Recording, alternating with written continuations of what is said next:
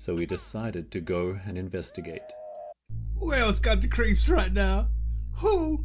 So when I was about 15 or 16 in high school, we didn't have many places that we could hang out to be ourselves or kind of cut loose, right? So what we ended up doing is doing campouts. We'd go to these parks or in somebody's backyard. We'd make a little fire and we'd get a tent, and sometimes we'd do mischievous things when everybody else was asleep and we thought we could sneak around and do what we wanted. We'd walk around the neighborhoods and maybe look around. We never did anything very, very malicious, but we did every once in a while. We would sneak some alcohol or something like that and have a few sips, or we'd do something really, really stupid like investigate an abandoned house in somebody's neighborhood. And I remember a time when I was carrying around a ninja sword. You heard me right. A ninja sword, a novelty ninja sword, and exploring an abandoned house. Well, we didn't find anything in that abandoned house, naturally, but there was some old clothing that was in the closet, and one of my friends could have sworn they had blood stain on the clothing, and we all lost our minds, ran out of the house, and never went there again. So exploring abandoned places can be really, really, really creepy. This is a story about exploring an abandoned hospital. Yeah, where people actually got sick and may or may not have died.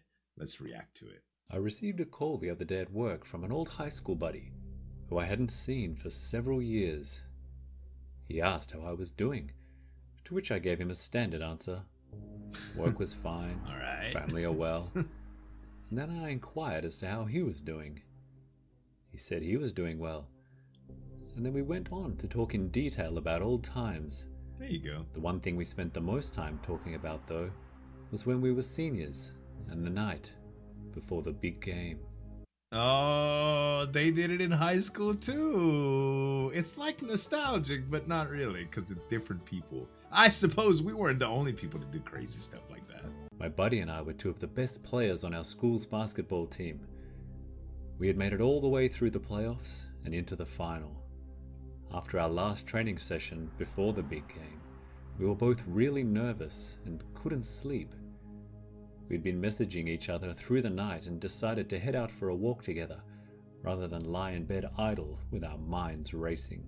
Okay. We met on an overpass that was equidistant from our homes. It was near an old abandoned hospital that hadn't been occupied for several years, since it had been condemned for significant structural issues. Uh-oh. It had fallen into complete disarray and was now a refuge for the homeless.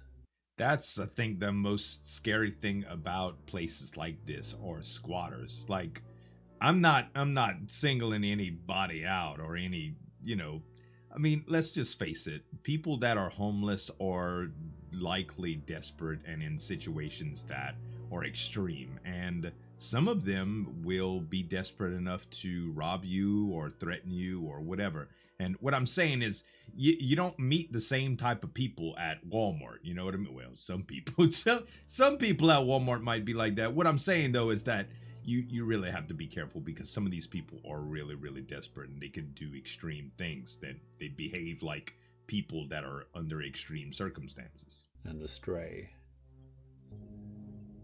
We talked about what the future would hold if we played well tomorrow. College scouts may pick us up, and then we would be set. My friend said all he wanted was to get a scholarship into medical school, as it was his dream of becoming a surgeon. I just wanted to play ball. That's all. After talking for around an hour, a light went on in the abandoned hospital building behind us, followed by some faint yet chilling crying and screaming of a young child. We both couldn't just stand still and listen to this, so we decided to go and investigate.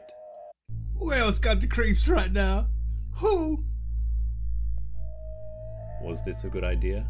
No? Well, keep listening and you tell me. We went up to the top floor and found the room with the light on. Look, he didn't have a ninja sword like I had. My boy had a pipe, and the other one had an old broken piece of pallet, it looks like. Oh my god. The screams had stopped, however we were still feeling very uncomfortable as to what we might find. So I grabbed a pipe, and my buddy a piece of wood as makeshift weapons in case we needed to defend ourselves, or rescue someone. We entered the room, and as we did, the place went completely dark. I called out to my friend, who called back, and then the room changed. What? It was terrifying. It went from being the abandoned room with broken glass and debris strewn everywhere to what looked like an old operating theater. No one was there that we could see. It was just us and this creepy old and cold room. Oh, hospital. We were both bewildered as to where it had come from and what it all meant. Moments later, my buddy screamed out as his ankle gave way, and he fell to the ground in excruciating pain. What? He had twisted it somehow, Oh. and could no longer stand on his own.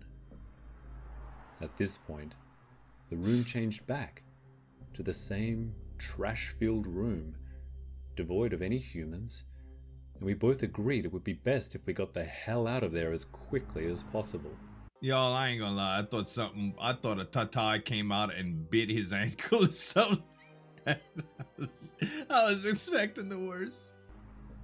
My friend, not being able to walk properly, Oh. required my assistance, and it took us ages to make our way down multiple flights of stairs Oh. to the ground. Thank God they're athletic.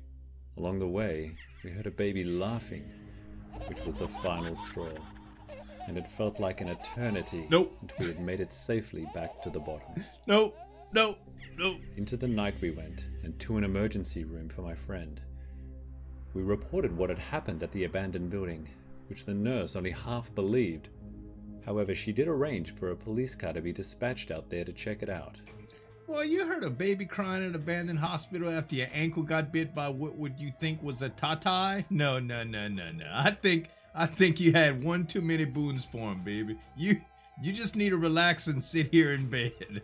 You know what? I'll call the police or whatever. I ain't really calling the police. We never heard the result. The next day, my friend's foot was in a cast. His ankle had somehow sustained a fracture.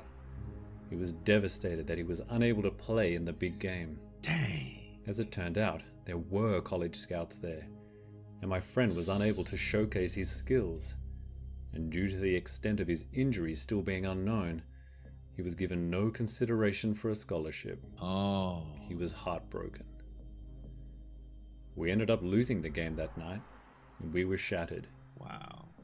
We didn't really keep in touch much post that. I went on to study business at a fairly unknown college, and he went on to become a computer programmer. As without a scholarship, medical school was no longer in his reach. Dang. His dream of becoming a surgeon never eventuated, and I often thought about that night and how things would have turned out differently on the court if he was able to play.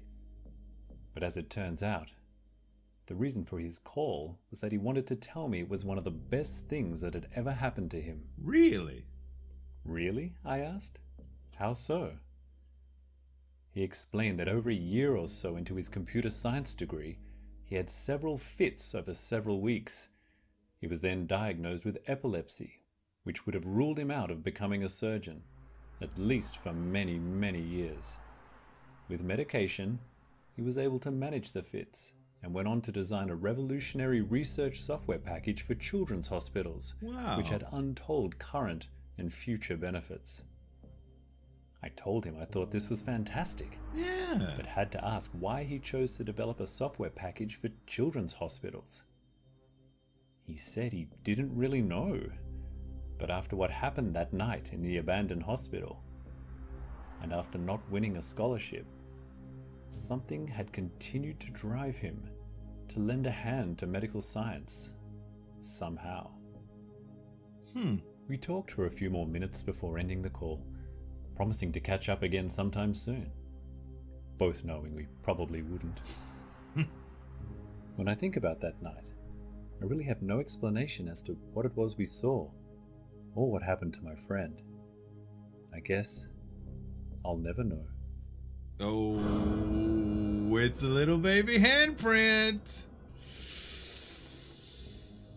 Yo, that was creepy. Big shout out to Nightmare Tales for giving me permission to react to this video. I ain't gonna lie, man, that was a good story.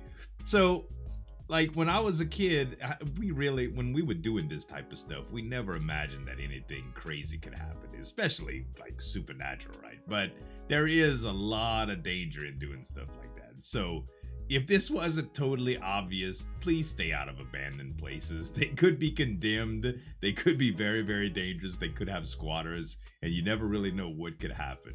Other than that, man, I gotta say that looking back on the crazy stuff that we did when we were kids, I'm lucky to be alive and here today to do these reaction videos for you. So if you like them, make sure to give me some tap on that like button, guys. I might not be here for much long, no. Make sure to check in the description below for Nightmare Tales channel, as well as all of the appropriate links to my other channels and social medias and all of that stuff. I love you guys. Thank you so much. I hope you're staying safe out there. This is Zueljin signing off, and we'll see you next time. Bye. Break it down.